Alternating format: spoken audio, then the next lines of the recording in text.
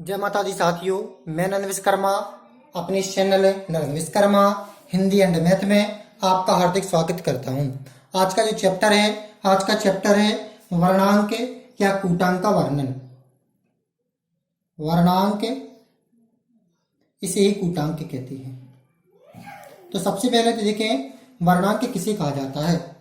तो आप देख रहे हैं अपनी स्क्रीन पर वर्णांक दो अक्षरों से मिलकर बना है, वर्ण धन अंक। वर्णांक कितने अक्षरों से मिलकर बना है? दो अंकों से।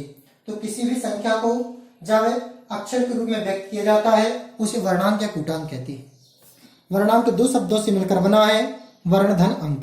अर्थात किसी भी संख्या को जब वर्ण के रूप में लिखा जाता है तो उसे वर्णांक या कूटांक कहते हैं।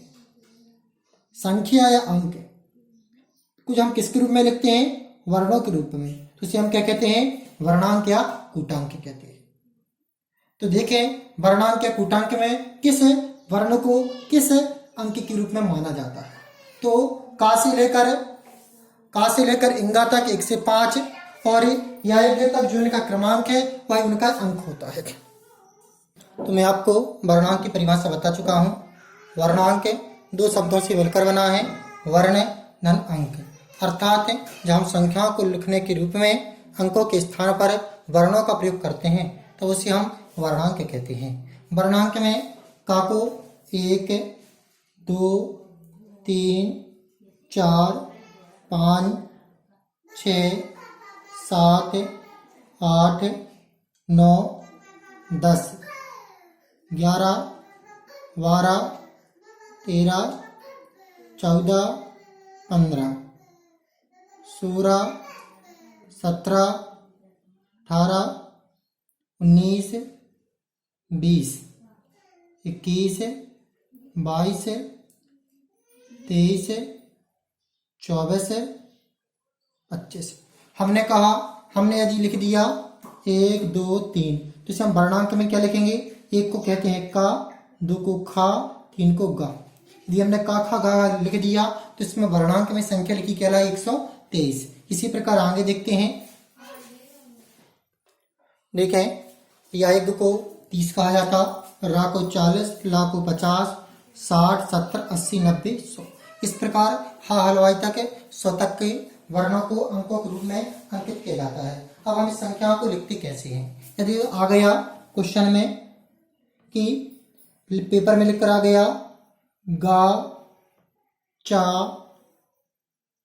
और छा, इस वर्णांक को अंकों में कैसे व्यक्त करेंगे? तो गा को क्या कहते हैं? 3, चा को 6 और छा को 9। तो इस संख्या कितनी लिखा कहलाई? 369। इस प्रकार हम वर्णांक कहलाता है। इस प्रकार हम वर्णों को अंकों के माध्यम से लिख सकते हैं। एक बार और देखें, वर्णांक दो शब्दों से मिलकर बना है, वर्ण धन अंक। जब हम वर्णों का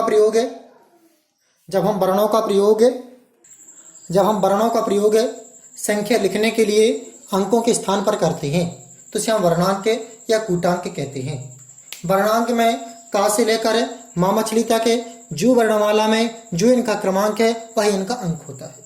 या से लेकर हा हलवाई तक 10 का क्रमांक बढ़ाते जाते हैं, 30 40 50 60 70 80 90 100। जैसे हमने लिख दिए का खा गा, का खा गा, तो क्या लिखा है? 1 2 3, क्योंकि का को 1 कहते, खा को 2, गा को 3 अंक। तो इस प्रकार ये का खा गा 130 लिखा है, 123 लिखा होगा। हम कोई भी लिख दें,